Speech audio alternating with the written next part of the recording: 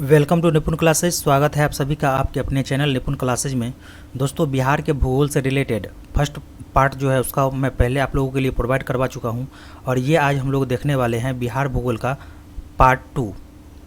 आज ये बिहार भूगोल का पार्ट 2 होने वाला है। टोटल 5 पार्ट बनेंगे बिहार भूगोल से रिलेटेड। जब ये पाँचों पार्ट आपके एंड हो जाएंगे, इसके बाद जो पॉलिटिकल साइंस है उसका क्लास आपको डेली देखने को मिलने वाला है। तो वीडियो में आप हमारे साथ बने रहिए। हमारा जो पहला क्वेश्चन है दोस्तों, ये जो टॉपिक है ये बिहार के नवीनतम सिंचाई परियोजना से लिया गया है और ये केवल बिहार के भूगोल को नहीं कवर करेगा दोस्तों, ये जो करेंट अफेयर है उस दृष्टि से भी काफ़ी इम्पोर्टेंट होने वाला है। तो हमारा जो पहला क्वेश्चन है कि बरनाल जलाशय योजना दोस्तों कहाँ पर है, या फिर इस योजना से कौन कौन से ज़िले लाभान्वित है। तो इसका करेक्ट आंसर क्या हो जाएगा ये आपको बताने हैं। तो बरनाल जलाशय योजना दोस्तों ये बिहार सरकार की प्रमुख योजनाओं में से एक है और इससे अगर लाभान्वित जिला पूछे तो ये हो जाएगा भागलपुर और जमुई। बरनाल जलाशय योजना कहाँ चलाई जा रही है, तो भागलपुर और जमुई में, ये दोनों जिला इससे लाभान्वित है। अगर उत्तर कोयल जलाशय योजना के बारे में पूछे, उत्तर कोयल जलाशय योजना दोस्तों इससे गया और औरंगाबाद जिला इससे लाभान्वित है। क्वेश्चन नंबर नेक्स्ट है पुनपुन बैराज योजना। तो पुनपुन बैराज योजना जो है वो औरंगाबाद, गया, पटना और जहानाबाद इतने ज़िले इस योजना से लाभान्वित है। अगर बटेश्वर नाथ पंप नहर योजना के बारे में पूछे तो ये भागलपुर में ये योजना चलाई जा रही है और भागलपुर ज़िला इससे लाभान्वित है। जमानिया पंप नहर योजना के बारे में पूछे दोस्तों तो इससे संबंधित जिला या इससे लाभान्वित जिला हो जाएगा कैमूर। क्वेश्चन नंबर नेक्स्ट है अपर क्यूल जलाशय योजना। तो अपर क्यूल जलाशय योजना मुंगेर और लखीसराय में चलाए जा रहे हैं और इन जिलों को इसका बेनिफिट मिल रहा है। अगर तिलैया डाइवर्सन योजना की बात करें तो तिलैया डाइवर्सन योजना गया व नवादा में चलाया जा रहा है। अगर दुर्गावती जलाशय योजना की बात करें तो दुर्गावती जलाशय योजना है दोस्तों ये रोहतास हो जाएगा। इसका करेक्ट आंसर दुर्गावती जलाशय योजना का ये रोहतास ज़िले में है। नेक्स्ट क्वेश्चन है बटाने जलाशय योजना। तो बटाने जलाशय योजना दोस्तों ये पलामू ज़िले में है, और ये जो जलाशय योजना है वो बिहार झारखंड का संयुक्त परियोजना है।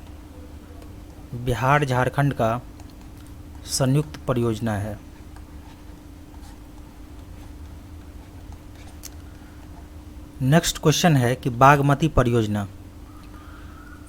परियोजना दोस्तों पूछा गया है। तो बागमती परियोजना सीतामढ़ी में है। नेक्स्ट क्वेश्चन है अब जो टॉपिक है दोस्तों वो चेंज हो गया है। अब है बिहार के प्रमुख सिंचाई परियोजना के बारे में, कि बिहार में जो सिंचाई परियोजना चलाई जा रही है तो उसके बारे में देखेंगे। तो पहला है सोन बहुउद्देशीय परियोजना। देखिए सोन बहुउद्देशीय परियोजना है दोस्तों, अगर ये पूछे कि कब से स्टार्ट हुआ, इसकी शुरुआत के बारे में पूछे तो 1874 ईस्वी में इसे शुरू किया गया था। अगर इससे लाभान्वित जिले के बारे में पूछे, सोन बहुउद्देशीय परियोजना है वो किस नदी पर चलाया जा रहा है, तो सोन नहर इसका करेक्ट आंसर हो जाएगा, सोन नहर। अगर इसके लाभान्वित जिले की किस किस जिले को इस परियोजना का लाभ मिल रहा है तो करेक्ट आंसर क्या क्या हो जाएंगे इसको आप नोट करिएगा। एक हो जाएगा औरंगाबाद, अरवल, पटना, जहानाबाद, आरा, बक्सर और रोहतास, यही करेक्ट आंसर हो जाएंगे इसके। तो टोटल 7 ज़िले हैं जिसको इसका बेनिफिट मिल रहा है सोन बहुउद्देशीय परियोजना का। कब बन के तैयार हुआ था, तो 1874 से ये योजना चल रही है। किस नदी पर है, तो सोन नहर पर है, सोन नहर या सोन नदी पर। क्वेश्चन नंबर नेक्स्ट है कि गंडक परियोजना के बारे में पूछा गया है। तो गंडक परियोजना दोस्तों कब से स्टार्ट की गई है, तो 1904 ईस्वी से। ये डेट आप लोग याद रखिएगा, कई बार ये पूछा जा चुका है। डेट ही ज़्यादातर पूछा गया है कि गंडक परियोजना कब स्टार्ट की गई थी, तो 1904 में। अगर आपको पूछे कि ये इसका मुख्य बांध क्या है, किस बांध पर ये परियोजनाएं चलाई जा रही है, तो वाल्मीकि नगर डैम, वाल्मीकि नगर डैम इसका करेक्ट आंसर हो जाएगा। ठीक है। अगर आपसे पूछे कि इसके जो लाभान्वित ज़िले हैं दोस्तों, कि किस किस ज़िले को इसका लाभ मिल रहा है, तो इसे आप नोट डाउन कीजिएगा। तो ये हो जाएगा गोपालगंज, सारण, सिवान, पूर्वी व पश्चिमी चंपारण,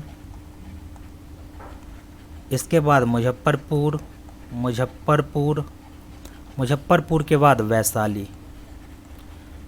इसमें दो चीज़ इम्पोर्टेंट है, एक तो ज़िला का नाम आपको याद रखने हैं और एक ये इस भी याद रखने हैं कि कब ये शुरू किया गया था। नेक्स्ट परियोजना है हमारा कोसी बहुउद्देशीय परियोजना। तो इसकी जो शुरुआत हुई थी दोस्तों, ये 1954-55 में इसकी शुरुआत की गई थी। अगर आपसे पूछे कि ये किस बांध पर है, तो हनुमान नगर बांध पर है। हनुमान नगर बांध पर है। अगर आपसे पूछे कि इससे जो लाभान्वित ज़िले हैं, तो लाभान्वित ज़िले कौन कौन से हैं, तो पूर्णिया और अररिया।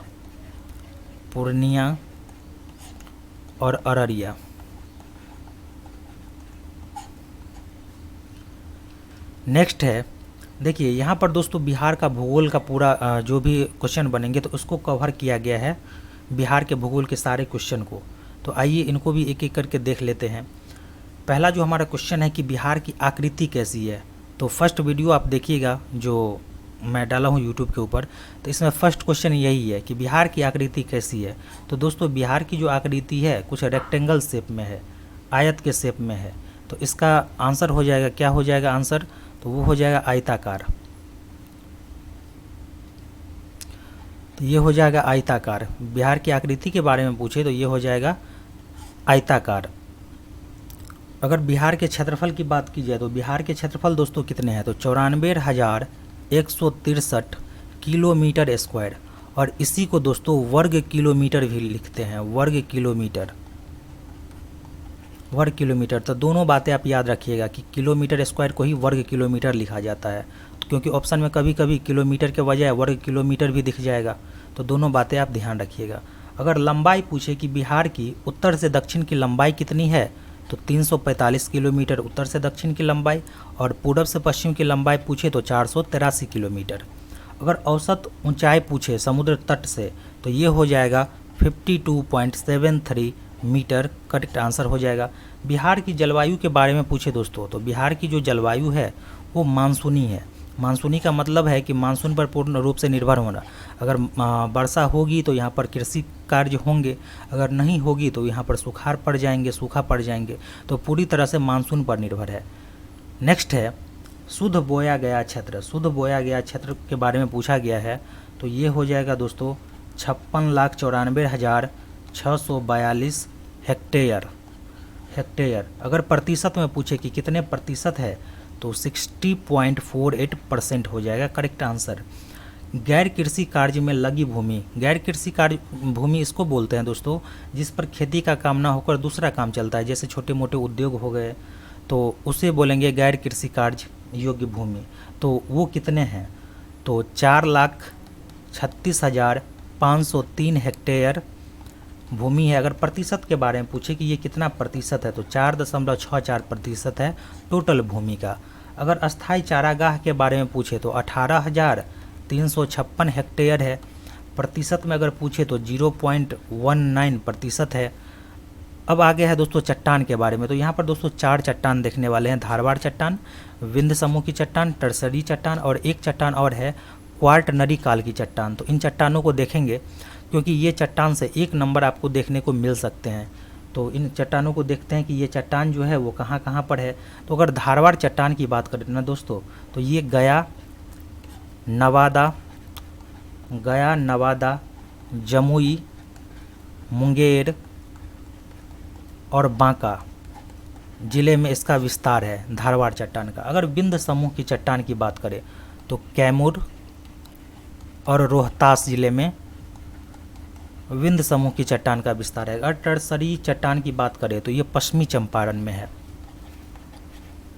पश्चिमी चंपारण। नेक्स्ट क्वेश्चन है क्वार्टनरी काल की चट्टान। तो क्वार्टनरी काल की चट्टान गंगा के मैदानी भागों में है, गंगा के मैदानी भागों में देखने को मिलते हैं दोस्तों क्वार्टनरी काल की चट्टान। तो ये भी याद रखिएगा। कुल भौगोलिक क्षेत्रफल पूछा गया है कि कुल भौगोलिक क्षेत्रफल कितने हैं, तो ये आपको बताने हैं कि कितने हैं। तो इसका जो करेक्ट आंसर हो जाएगा ना दोस्तों 94,163 किलोमीटर स्क्वायर या फिर वर्ग किलोमीटर। मैं बार बार बोल रहा हूँ आपको कि किलोमीटर स्क्वायर और वर्ग किलोमीटर दोस्तों एक ही होता है। अगर कुल वन क्षेत्र के बारे में अगर आपसे पूछे कि कुल वन क्षेत्र कितने हैं तो ये हो जाएगा 7,288 किलोमीटर स्क्वायर या फिर वर्ग किलोमीटर। अगर आपको प्रतिशत में पूछे कि ये जो 7288 किलोमीटर स्क्वायर है ये कुल वन क्षेत्र का कितना प्रतिशत है, तो ये हो जाएगा 7.74%। अगर अति सघन वन क्षेत्र की बात करें तो अति सघन वन क्षेत्र कितने किलोमीटर स्क्वायर में फैले हैं, तो 248 स्क्वायर मीटर में अति सघन वन क्षेत्र फैले हैं। राज्य में संरक्षित वन क्षेत्र के बारे में पूछा गया है कि राज्य में संरक्षित वन क्षेत्र कितने हैं, तो 3208.47 किलोमीटर स्क्वायर इतने में फैले हैं कौन, तो राज्य में संरक्षित जो वन क्षेत्र है वो। नेक्स्ट क्वेश्चन है कि राज्य में गैर संरक्षित वन क्षेत्र के बारे में पूछा गया है, तो ये हो जाएगा 76.3 किलोमीटर स्क्वायर। राष्ट्रीय पार्क क्या है दोस्तों, तो राष्ट्रीय पार्क के बारे में पहले भी बता चुके हैं कि वाल्मीकि नगर राष्ट्रीय उद्यान, वाल्मीकि नगर राष्ट्रीय उद्यान बिहार का एकमात्र ऐसा राष्ट्रीय उद्यान है जो राष्ट्रीय स्तर का है, ठीक है। और ये कहाँ स्थित है, तो पश्चिमी चंपारण में स्थित है, पश्चिमी चंपारण में स्थित है। अगर वन्य जीव अभयारण्य के बारे में पूछे कि वन्य जीव अभयारण्य की संख्या दोस्तों कितनी है, तो 11 है। पहले वीडियो में इस 11 को हम कंप्लीट करवा चुके हैं, अगर आप नहीं देखें तो वो वीडियो जाके देख सकते हैं। बिहार में सर्वाधिक वन क्षेत्र वाले ज़िले पूछे गए हैं, तो करेक्ट आंसर इसका हो जाएगा कैमूर और पश्चिमी चंपारण। कैमूर व पश्चिमी चंपारण इसका करेक्ट आंसर हो जाएगा। बिहार में न्यूनतम वन क्षेत्र वाले ज़िले पूछे गए हैं कि बिहार में न्यूनतम वन क्षेत्र वाले ज़िले कौन है, तो ये हो जाएगा शिवहर और शेखपुरा। अगर बिहार में वन के प्रकार पूछे कि कितने प्रकार के वन है दोस्तों, तो 2 प्रकार के वन पाए जाते हैं। पहला जो है वो आर्द्र पर्णपाती वन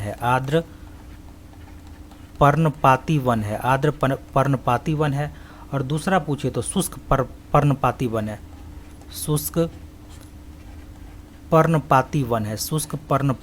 है।